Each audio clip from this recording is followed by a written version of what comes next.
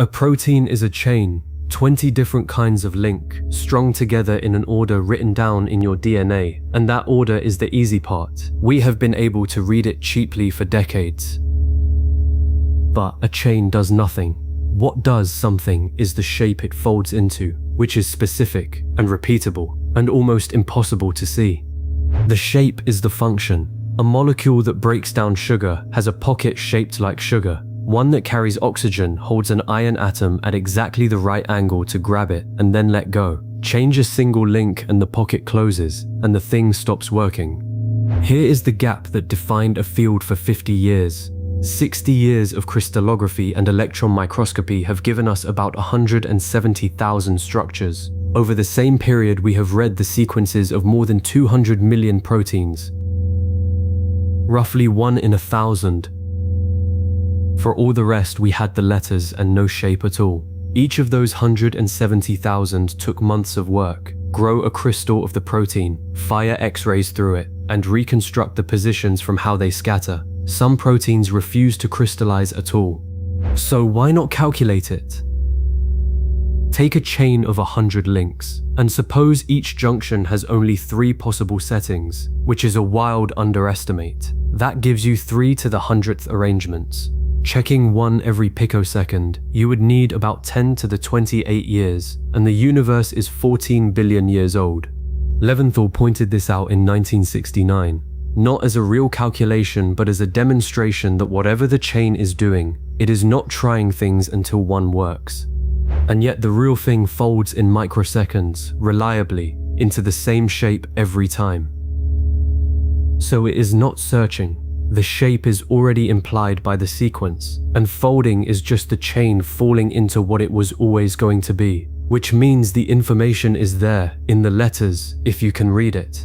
Since 1994, there has been a blind test for exactly this. Every 2 years, structures that have been solved in a lab but not yet published are handed out as sequences alone, and groups around the world predict the shape. Nobody can look up the answer, because the answer is not public yet. Predictions get scored with something called GDT. Lay your predicted structure over the real one, and ask what fraction of the atoms land within a cutoff of where they belong. 100 is perfect. Below 50, you have the general fold and not much else, and 90 is about where 2 experiments on the same protein start disagreeing with each other. The cutoff is applied at several distances and averaged, so the score is not one threshold but a summary of how the error is distributed across the molecule. In 2018, at the 13th of these, a system called AlphaFold came first with a median of 68.5. On the hardest targets, the ones with no similar structure already known, it managed 58.9. Better than anyone else had done, and nowhere near good enough to be useful. The idea that broke it open is older than the network, and you can check this one yourself. 2 positions in a chain that end up touching are under a shared constraint.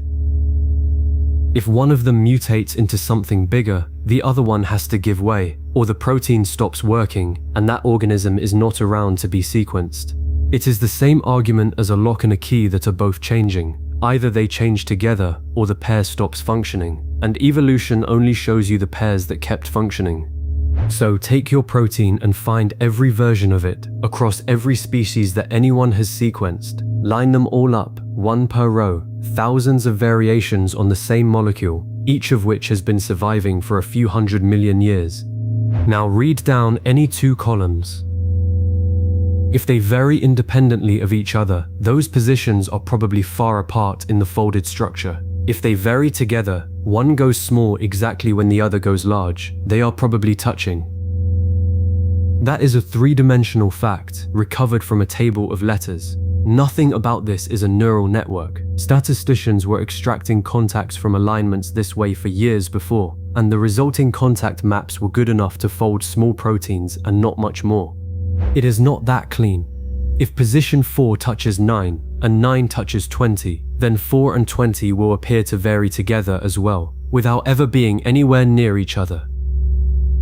The signal is real, and it is smeared across the whole chain, and separating the direct contacts from the inherited ones is most of the difficulty.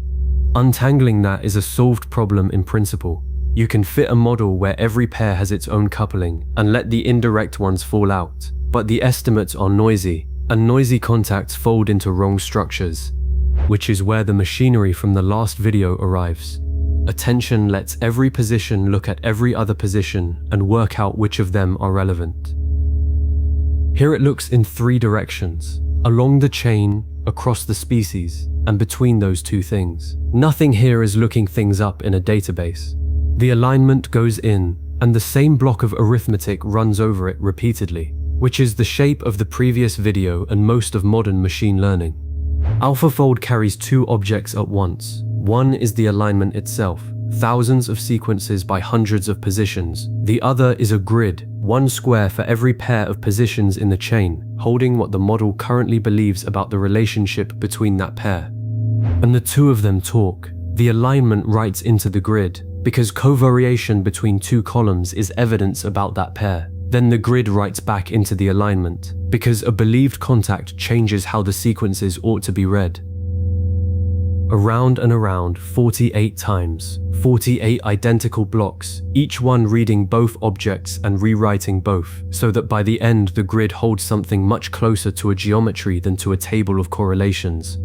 The grid has a constraint on it that a table of numbers knows nothing about.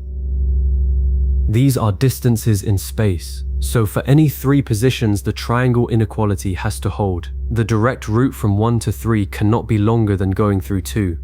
So the update rule is written to look at exactly that, to revise what it believes about a pair. It consults every 3rd position in the chain, and combines what it knows about the 2 legs of each triangle. The geometry is built into the shape of the arithmetic, rather than added afterwards as a penalty. There are 6 of these updates in each block, covering the ways a triangle can be traversed, and they are the part of the architecture that people point at when they say the model knows something about space. All of that produces beliefs about pairs. What you actually want is coordinates. So the last part of the network places every residue in space directly as a small frame, a position and an orientation, and then moves all of them at once, over and over, until the structure stops changing. There is no folding simulation anywhere in this. It does not push the chain around and watch it settle. It writes down where each piece goes and then corrects itself. The attention in this part has a property worth naming. Rotate the whole protein, and the predictions rotate with it, unchanged. Nothing anywhere in it depends on which way the molecule happens to be pointing, which is true of the chemistry and is now also true of the model. Then it does something almost embarrassingly simple. It takes its own output, feeds it back in as an extra input, and runs the entire thing again, 3 times. The structure it produced last round is a hint for the next one, and the whole path is differentiable. Earlier systems predicted contacts, then handed that list of contacts to a separate folding program. This one is trained against the finished structure.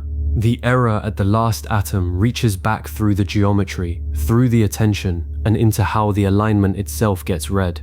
That is the difference between a pipeline of good components and a system, and is most of why this worked when the parts had existed separately for years. It also reports how sure it is, position by position, on a scale up to 100. That number is a prediction of its own accuracy, and it is well calibrated. When it says 90, it is usually right, and when it says 30, you should not believe the picture. The low confidence regions turned out to be informative rather than a failure. Many of them are parts of the protein that genuinely have no fixed shape at all until they bind to something else. The model is not confused there. It is telling you the question was wrong. Roughly a third of human proteins contain long stretches like this. For decades they were treated as a nuisance in the data, and the confidence score turns them into a finding. In 2020, at the 14th CASP, the median came in at 92.4, on the hardest category, 87. 2 years earlier, the best numbers anyone had were 68 and 59 from the same group. The gap to the second best group was larger than the gap between second and last. The organizers of a competition that had run for 26 years found themselves announcing that it was over. 92 sits inside the range where 2 experiments on the same protein disagree with each other. The organizers said the 50-year problem was solved. That word deserves care. What was solved was predicting a structure, not understanding how folding happens. It also does not tell you why any particular sequence produces any particular shape, which is the question people thought they were asking for 50 years. Then they gave it away. In 2021, 365,000 predicted structures, free to anyone. A year later, 200 million, which is very nearly every protein sequence known to science. 60 years of experiment had produced 170,000. In 2024, the Nobel Prize in Chemistry went half to David Baker for designing proteins that do not exist in nature, and half, jointly, to Demis Hassabis and John Jumper for predicting the ones that do. What it does not do is worth saying plainly. It hands you one shape and a real protein moves. It will not tell you how the folding happens or what the molecule binds to or what one mutation will do to it. The 50-year problem was getting from a sequence to a structure. That one is finished. Almost everything you would want the structure for is still open. It answered the question exactly as it was posed, and posing it that way turns out to have been a simplification we made because it was the only version we could check.